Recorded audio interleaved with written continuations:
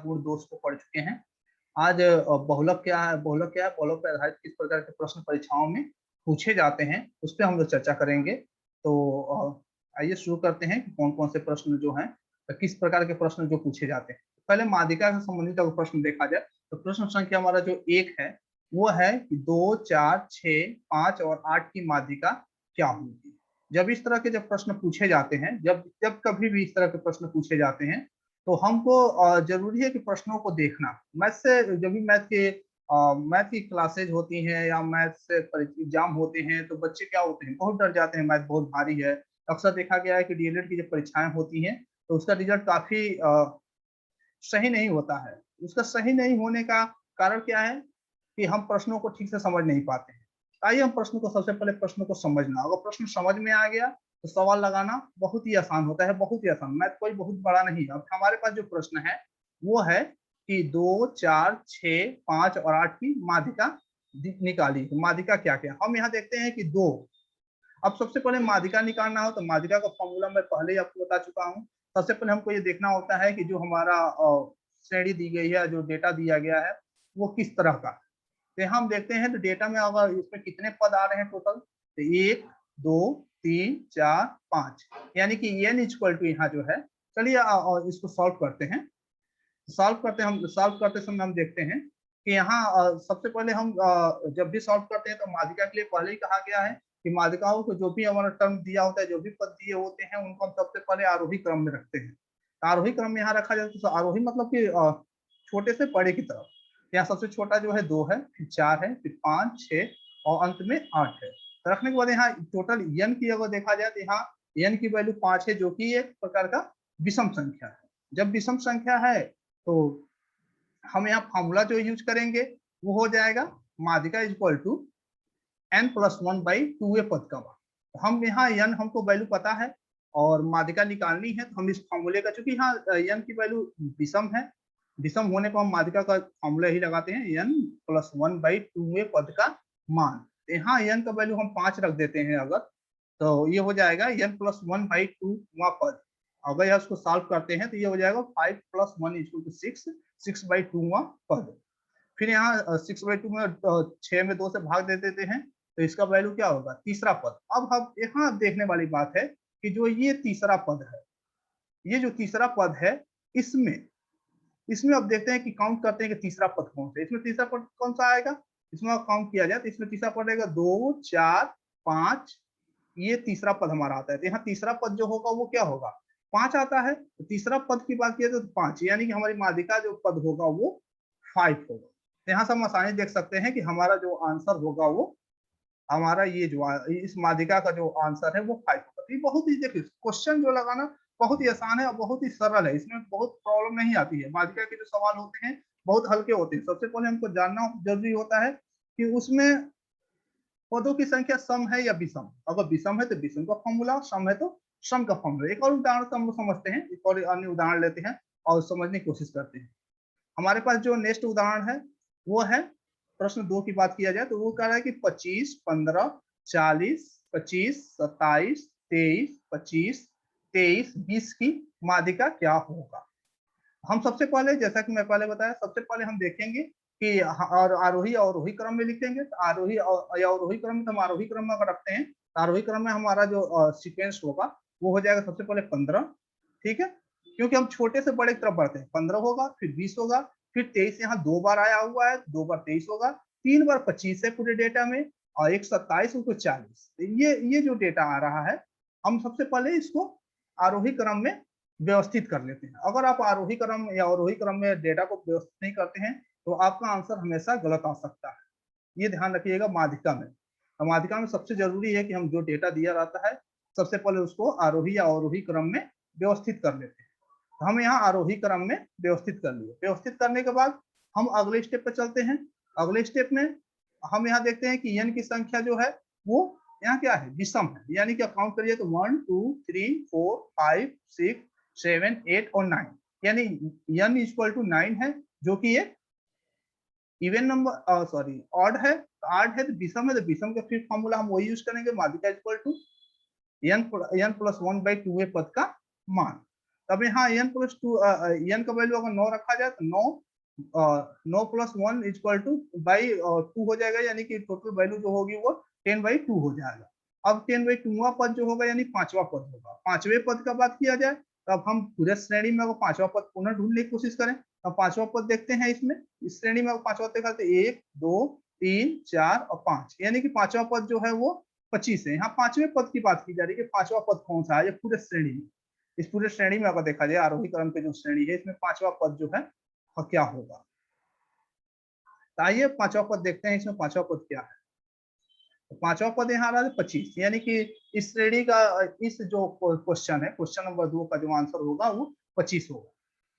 तो इस तरह के, ये तो अभी तो बात हो रही है आर्ट की, इस तरह के क्वेश्चन, ये सारे जो क्वेश्चन है वो परीक्षाओं में कभी ना कभी पूछे गए हैं। ये क्वेश्चन जो है आर्ट का है। तो इस तरह और देखते हैं और थोड़ा सा आगे बढ़ते हैं, एक और एग्जांपल देखते हैं, उसको देखते हैं, इसको समझते हैं। एक क्वेश्चन है यहाँ पे, प्रश्न नंबर 3 जो है वो प्रश्न के 3 कह रहा है कि 20 6 5 14 13 3 7 9 5 एवं 15 की माध्यिका क्या होगी। यहाँ तो सबसे पहले हम क्या करते हैं, वही चीज फिर हम इसको क्या करेंगे, आरोही हल करते समय आरोही अवरोही क्रम, पहला काम है कि आरोही अवरोही क्रम में लिख लेते हैं। सबसे पहले हम इसको आरोही क्रम में लिखने के प्रयास करेंगे कि आरोही क्रम में ये क्या होगा। आरोही क्रम में चलिए इसको लिखते हैं। तो आरोही क्रम में जब हम इसको लिखना शुरू करते हैं तो सबसे छोटा यहाँ 3 है, फिर 5 है, फिर 5 है, फिर 6, फिर 7, फिर 9, फिर 13, फिर 14, 15 और 20। ये हमारा आरोही क्रम में डेटा व्यवस्थित हो गया। आरोही क्रम व्यवस्थित होने के बाद हम यहाँ देखते हैं कि n की वैल्यू कितने है। आइए n की देखते हैं, 1 2 3 4 5 6 7 8 9 10। यहाँ n इक्वल टू 10 है और 10 जो है सम संख्या है। या सम संख्या होगी तो सम का फॉर्मूला लगाएंगे। सम का फॉर्मूला जैसा कि आप जानते हैं 1/2, यानी कि पूरे का जो बटा 2 करते हैं वो पहले लिख दिए 1/2 n/2 में पद का मान और n/2 प्लस 1 वे पद का मान। ये सम के लिए फॉर्मूला जो होता है, सम के लिए फॉर्मूला हम लगा देते हैं और इस फॉर्मूले पर भी है जहां जहां n है वहां क्या करते हैं, हम रखना शुरू करते हैं। जहां जहां n है वहां 10 रखते हैं। यहाँ हो जाएगा 1/2 ब्रैकेट्स में 10/2 पद प्लस 10/2 प्लस 1 पद। तो यहाँ 10 का अगर इसको सॉल्व करते हैं तो 10/2 यानी 5वां पद हो जाएगा, 5 प्लस 1 यानी 6वां पद हो जाएगा। तो हम देखते हैं कि 1/2 5वां पद प्लस 6वां पद आ रहा है। अब यहाँ अब ये देखिए इस डेटा में जो है हम सबसे पहले इस डेटा को डालते हैं। हमको यहाँ 5वां और 6वें पद की बात है। 5वां पद क्या है और 6वां पद क्या है, तो हम यहाँ काउंट करते हैं तो 1 2 3 4 5 6 5वां पद जो है वो है 7 है, तो यहाँ 7 हो गया और ये इधर और 9 है तो 9 हो जाएगा। जब इसको जब सॉल्व करते हैं ये आ जाता है 1/2 और 7 और प्लस 9 16 हो गया। यानी इसको और सॉल्व करते हैं तो 8वां पद, यानी कि माध्यिका जो होता है यहाँ क्या होगा 8। यहाँ माध्यिका की वैल्यू जो आएगी, सॉरी पद नहीं, आप पद को पहले ही रखती हैं। यहाँ माध्यिका जो होगी इस पूरे श्रेणी का प्रश्न के 3 में वो होगा 8, यानी इसका आंसर जो होगा वो होगा 8। इसी प्रकार हम अगर एक और सवाल को देख लेते हैं, उम्मीद है कि क्लियर हो जाएगा। और यहाँ माध्यिका जो 8 आ गई इस क्वेश्चन के लिए। एक क्वेश्चन और देखते हैं। यहाँ दिया गया है कि एक सवाल है यहाँ पे कि डीएलएड के चतुर्थ सेमेस्टर के 6 प्रशिक्षुओं का प्राप्तांक 60 64 65 66 61 और 62 है। इनकी प्राप्तांक की माध्यिका क्या होगी। अब प्राप्तांक की माध्यिका की बात करते हैं तो इसमें सबसे पहले हम इनको आरोही अवरोही क्रम में इसको सजा देंगे। तो आरोही अवरोही क्रम में जब हम लिखते हैं ये डेटा कुछ हमारा इस तरह से दिखाई देता है, 60 61 62 64 65 और 66। तब यहाँ अब इसको सॉल्व करने के लिए हम सबसे पहले क्या करते हैं, हम देखते हैं कि सम है या विषम। 3 और 3 6 ये भी सम है, यानी n इक्वल टू 6 है। तो n का वैल्यू अगर रखते हैं तो फिर फॉर्मूला वही होगा हमारा n/2 में पद का मान और प्लस n/2 प्लस 1 में पद का मान और पूरे का बटा 2। तो यहाँ n मान रखा जाए तो n के जहां जहां n है वहां पर 6 रख देंगे। तो जो वैल्यू आएगा 1/2 तीसरा पद, मतलब तीसरा पद और चौथा पद आ जाएगा। तो तीसरा पद और चौथा पद हम काउंट करेंगे यहाँ। तो तीसरा पद की अगर बात किया जाए तो तीसरा पद यहाँ है 62 और चौथा पद है वो 64 है। दोनों का वैल्यू अगर रखा जाए तो दोनों को वैल्यू अगर रखते हैं तो हम देखते हैं कि इनका जो वैल्यू आता है यहाँ पे तीसरे पद की जगह पर तीसरे जो जहाँ तीसरा पद है वहाँ 62 और जहाँ चौथा पद है वहाँ 64 रखते हैं। हम पाते हैं कि 1/2 62 प्लस 64 टोटल जो वैल्यू होगा वो हो जाएगा 126। अब 126 में हम 2 से यहाँ पे भाग दे देंगे, जब 2 से भाग दे देंगे तो हमारा वैल्यू आएगा 64, यानी कि यहाँ इसका माध्यिका जो हो जाएगा वो हो जाएगा 64। तो माध्यिका में इस तरह के सवाल पूछे जाते हैं जब जो है अवर्गीकृत डाटा जो श्रेणी के रूप में। परंतु कभी कभी क्या होता है कि ये जो डेटा होता है वो सारणी के रूप में आ जाता है। जब सारणी के रूप में आता है तब हम कैसे सॉल्व करते हैं। यहाँ देखते हैं कि अभी तक तो डेटा श्रेणी के रूप में था, और सवाल कभी कभी जो होता है श्रेणी में नहीं पूछता है तो सारणी के रूप में 100% पूछता है। तो सारणी के रूप में जो क्वेश्चन आते हैं वो सारणी के रूप में कुछ इस तरह से क्वेश्चन पूछे गए होते हैं। जो प्रश्न संख्या 5 आप देख सकते हैं। प्रश्न संख्या 5 में देखिए निम्न श्रेणी की माध्यिका ज्ञात कीजिए। यहाँ दो चीजें, एक तो प्रांत है और दूसरा है बारंबारता दिया हुआ है। कभी कभी ये पद होता है या विद्यार्थियों की संख्या होती है, उनके प्रांत होते हैं, या पेड़ होते हैं उनकी लंबाइयां होती है, किसी तरह से पूछा जा सकता है। मतलब पद और बारंबारता दिया रहता है कि ये पद कितनी बार आया है, ये पद कितनी बार आया, यानी कि यहाँ 8 की बारंबारता 3 है, इसी तरह 10 की बारंबारता 7 है, 12 की बारंबारता 12 है, 14 की बारंबारता 28 है, 16 की बारंबारता 10 है और 18 की बारंबारता 9 है, और इसकी बारंबारता ये। इस तरह के सवाल आते हैं तो हम इसको कैसे सॉल्व करते हैं। चलिए आइए देखते हैं किस तरह का अगर सवाल आते हैं तो हम उनको कैसे सॉल्व करते हैं।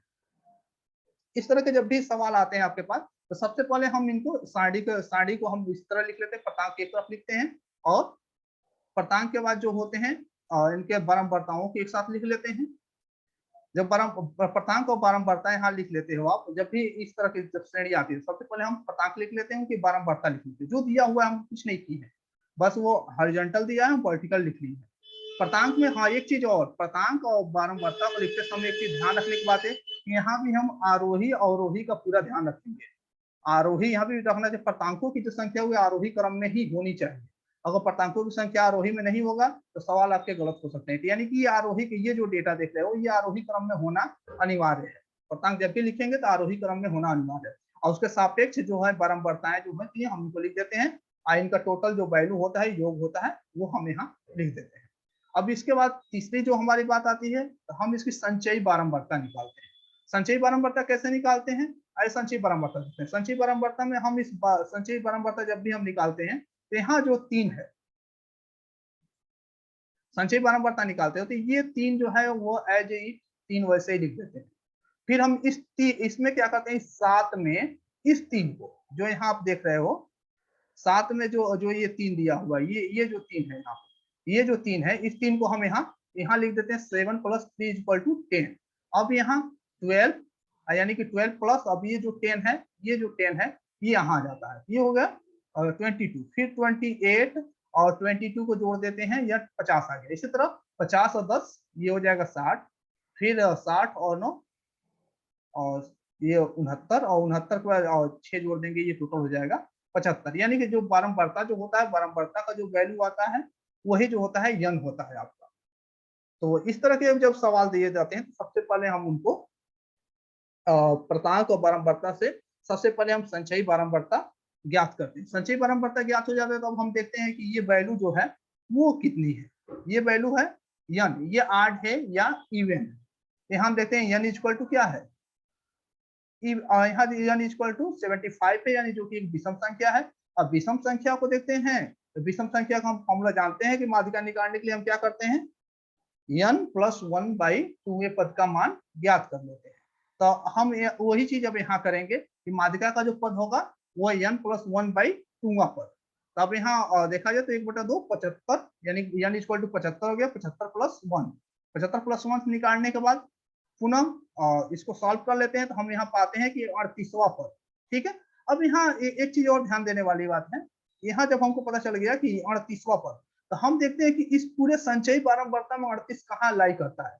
एक तो 3 है जो 38 से छोटा है, फिर 10 है ये भी 38 से छोटा है, 22 जो है ये भी 38 से छोटा है, पर 50 जो है ये 38 जो है ये जो 38 है इस 50 के अंदर लाई कर रहा है, इस 50 के अंदर लाई कर रहा है, मतलब उसके अंदर समाहित हो रहा है। तो यहाँ 38वां पद जो होगा 38वां पद इस 50 के अंदर आएगा। तो हम यह देखते हैं कि 50 जो है इस 50 के अंदर पर्तांक कितनी है। इस 50 के अंदर जो पर्तांक है वो 14।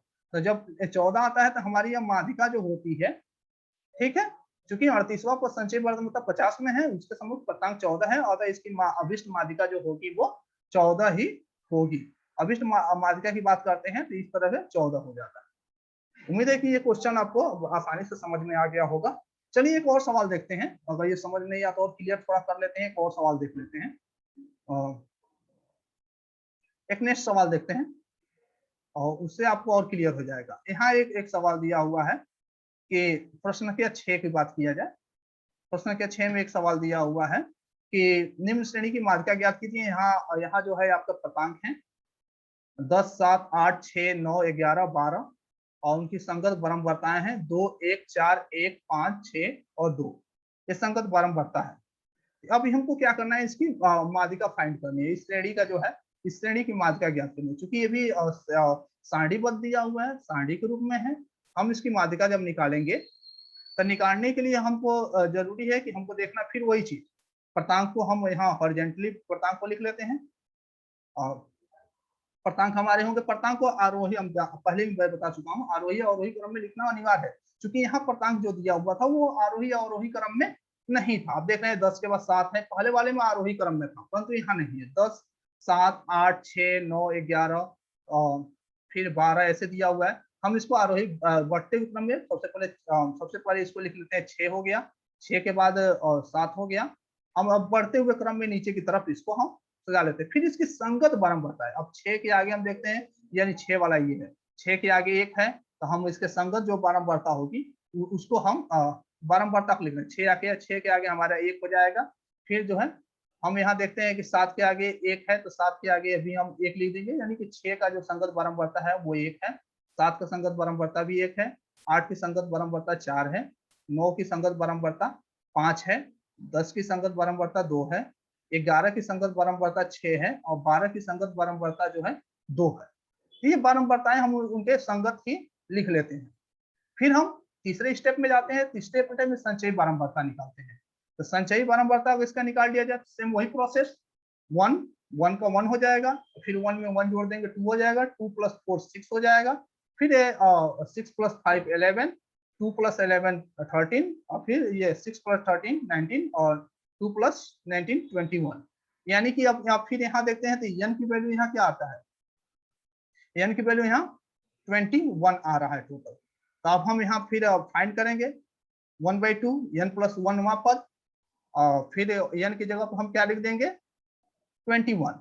जब ऐसे रखते जाएंगे तो यहाँ वैल्यू आ जाएगा 11वां पद। अब 11वां पद अब ये कहाँ लाई करेगा, फिर हम वो ये देखते हैं कि ये जो 11वां पद है वो इस संचयी बारंबारता में कहाँ आता है। हम देखते हैं कि 11 यहाँ है, यानी संचयी बारंबारता में 11वां पद जो है यहाँ पे आ रहा है, इसके अंतर्गत आ रहा है। तो हम यहाँ हम जब भी यहाँ आगे बढ़ोगे तो यहाँ जब ये देखते हैं कि 11वां पद संचयी बारंबारता की 11 में है और इसके सम्मुख पर्तांक क्या है 9 है। जब पर्तांक ये 9, ये जो 9 पर्तांक है ये जो होगा इसके संगत हमारा क्या होगा, माध्यिका हो जाएगा।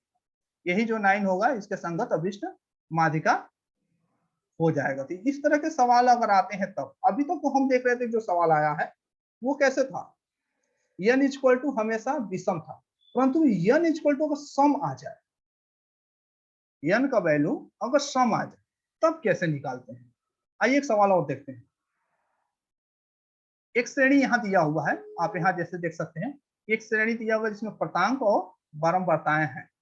यहाँ काउंट करते हैं तो अगर 5 की बारंबारता 3 है, 6 की 4 है, 7 की 6 है, 8 2 9 1 और 10 4, ये टोटल बारंबारता है। अगर इसका देखा जाए तो इसमें कितने हो जा रहे हैं, पद कितने हैं, पदों की संख्या की बात करें तो 1 2 3 4 5 6। चलिए अब इसको हम लगाते हैं इसको सवाल को। सबसे पहले हम इसके पद को लिख लेते हैं, बारंबारता लिख लेते हैं और संचयी बारंबारता लिख लेते हैं। संचयी बारंबारता लास्ट में हम देखते हैं कि उसका समेशन ऑफ n जो होता है वो आता है 20, जो कि एक सम है। अब यहाँ 20 जो है यहाँ समेशन करने के बाद यानी संचयी बारंबारता यानी बारंबारता का जो योग है वो 20 है। जब इनको सबको जोड़ते हैं तो संचयी बारंबारता निकालते हैं और बारंबारता का टोटल योग निकालते हैं तो 20 है। 20 जब आ रहा है तब हम इसको कैसे अब सॉल्व करेंगे। तो हम यहाँ पे चलिए फॉर्मूला हुआ, क्योंकि सम है n का वैल्यू यहाँ पे जो है सम है, तो सम वाला फॉर्मूला लगाएंगे 1/2 n प्लस बाई 2 पद प्लस n/2 प्लस 1वां पद निकाल लेंगे। अब n का जहां जहां वैल्यू वहां 20 रख देंगे, 20 जब रखते हैं सॉल्व करते हैं तो 10वां पद और 11वां पद। अब यहाँ हमको देखने वाली बात है कि 10, ये जो 10वां पद है, ठीक है, ये जो 10वां पद है इस संचयी परम्परता के में कहाँ आते, पूरे संचयी परम्परता में 10 हमारा यहाँ आएगा 13 के अंतर्गत, यानी 10 जो आएगा इस 13 के अंतर्गत आएगा, जहां पे ये 7 जो है, जहां पे जो 7 देख रहे हैं, ये जो 7 है, ये 7, ये जो 7 है इसका वैल्यू हो जाएगा। फिर अगर हम पद की बात किया जाए, अगर हम पद भी हमारे इसी श्रेणी में आएगा, 10 पद भी 13 के अंतर्गत आएगा, 11 भी 13 के अंतर्गत, इसका भी वैल्यू क्या है, 7 ही है। जब ये दोनों का वैल्यू 7 है तो हम यहाँ पे आगे बढ़ते हैं और 10 के जगह पर 7 और 11 के जगह पे 7 रख देंगे। यहाँ 10वां 11वां पर संचय परम्परा 13 में है, जिसका सम्मुख 7 है। हो सकता है कि कभी कभी ये जो कि है हमारे यहाँ 11 12 या 13 14 आ जाता है, 13 यहाँ होता है और 7 यहाँ होता है, ऐसी स्थिति में 7 हमारा जो होता है ये हो जाता है, एक 8 हो जाता है। परंतु यहाँ पे जो है संचय परम्परा 10 और 11 जो है 13 के अंतर्गत आ रहा है, जिसका सम्मुख प्रांतांक 7 है, तो इसका प्रांतांक जो होगा वो 7 ही होगा। चलिए 7 देखते हैं। यहाँ पर अगर 7 पे आया जाए तो इसको सॉल्व किया जाए तो उसका वैल्यू क्या हो जाएगा, यहाँ पर 7 + 7 यानी 14, और फिर इसमें 2 से हम भाग दे देंगे 7, यानी कि अभिष्ट माध्यिका जो हो जाएगी हमारे यहाँ क्या हो जाएगी, अभिष्ट माध्यिका 7 हो जाएगी। ठीक है, ये तो सवाल था अभी माध्यिका का। माध्यिका के बाद आता है बहुलक। एक बहुलक का सवाल जो है हम लोग थोड़ा सा देख लेते हैं। बहुलक, बहुलक में किस तरह, इसी प्रकार एक माध्यिका और निकालने के लिए दिया गया है जो सम में है, जिसको भी हम उसी तरह सबसे बड़ा प्रांतांक, फिर उसकी बारंबारता और उसके सापेक्ष संचयी बारंबारता निकाल लेते हैं। यहाँ n = 50 आ रहा है, तो n = 50 आ रहा है तो हम यहाँ क्या करेंगे, फिर हम सम का जो फॉर्मूला होगा उसको लगा लेंगे। सम का जो फॉर्मूला है, फॉर्मूला लगाने के बाद हम जहां जहां इस फॉर्मूले में जहां जहां n है वहां वहां क्या करेंगे, n = 50 रख देते हैं। जब 50 रखते हैं तो आइए देखते हैं वैल्यू क्या होता है। यहाँ 50 रख देंगे तो ये आप 25वां और 26वां पद आएगा। अब यहाँ देखिए 25वां 26वां पद जो है वो 33 में आता है। 25वां और 26वां जो पद है इस बारंबारता के इसमें आएगा, 33 में आ रहा है, तो 33 के आगे क्या है, 30 लिखा हुआ है। 30 लिखा हुआ है तो हम क्या करेंगे, यहाँ दोनों का वैल्यू रख देंगे, तो 30 + 30 यानी कि 60 और बाकी आ जाएगा 30, यानी कि हमारे अभिष्ट माध्यिका जो होगी वहां पे अभिष्ट माध्यिका का वैल्यू जो होगा वो 30 हो जाएगा। तो इन तरह के अभी जो सवाल देखे हैं, अभी तक आप लोगों ने जो सवाल देखा है, इस सवाल में जो जो भी चीजें बताई गई हैं वो सारी चीजें जो हैं परीक्षाओं में पूछी गई हैं। ये सारे क्वेश्चन परीक्षाओं में पूछे गए हैं। इस तरह का सवाल माध्यिका से संबंधित आता है। अगर इस तरह का सवाल का प्रैक्टिस आप लोग कर लेंगे अपने बुक से तो बहुत सारे ऐसे सवाल होंगे जो बड़ी आसानी से आप लगा लेंगे। आइए देखते हैं बहुलक। बहुलक क्या है, बहुलक जो हम पहले बताए थे कि वह बहुलक जो होता है एक प्रकार का ऐसा बिंदु होता है जो अपने पूरे डेटा का प्रतिनिधित्व करता है, यानी कि जिसकी घनत्व तो सबसे ज्यादा होती है। तब घनत्व तो सबसे ज्यादा होती है तो उसको जानने के लिए हमको सबसे पहले जरूरी है कि हम उस पूरे श्रेणी को, हमारे पास ये श्रेणी दिया हुआ है, इस श्रेणी का ही हमको बहुलक निकालना है। हम इस तरह देख करके पता नहीं कर सकते हैं कि बहुलक कितना है, परंतु कब पता कर सकते हैं, यदि हम उसे आरोही अवरोही क्रम में सजा दें। तो आरोही क्रम में अगर सजा लेते हैं तो आरोही क्रम में अगर देखा जाए पूरे डेटा को, तो आरोही क्रम में सजाने को हम देखते हैं कि सबसे छोटा 3 है, 3 के बाद 5 है, फिर 5 है, फिर 5 है, फिर 6, फिर 7, फिर 7, फिर 7, फिर 7, इन 4 बार 7 है, फिर 8 है, फिर 9 है, 9 है और 2 बार 11 है। ये हमारा डेटा आ जाता है, हम आरोही क्रम में रख लेते हैं। तो अब इसमें हम देखते हैं कि इसमें सबसे ज्यादा कौन आया है। सबसे ज्यादा देखा है 3 एक बार आया है, 5 3 बार आया है, 6 एक बार आया है, परंतु 7 जो है 4 बार आया है, 8 एक बार, 9 2 बार और 11 2 बार। तो हमारा आरोही क्रम में रखने के बाद जो वैल्यू आएगी, यहाँ आई हुई संख्या 7 ज्यादा है, इसलिए हमारा जो बहुलांक होगा वो 7 हो जाएगा। यानी कि इसमें देखिए बहुलक को अनुमान लगा के ही हम देख सकते हैं, इसकी प्रोसेस बहुत ही आसान है। जब भी बहुलक देखना हो तो हम देखते हैं कि जो सवाल दिया हुआ है उस सवाल में जो डेटा है उनको सबसे पहले आरोही अवरोही क्रम में सजाते हैं, जिससे हमको काउंटिंग करना आसान हो जाए। उसके बाद देखते हैं कि सबसे ज्यादा कौन किस संख्या की आवृत्ति सबसे ज्यादा बार आई हुई है, वही हमारा बहुलांक होता है। एक एग्जाम्पल और देख लेते हैं हम लोग। एक नेक्स्ट एग्जांपल है, अगर श्रेणी के रूप में आए तब क्या करें।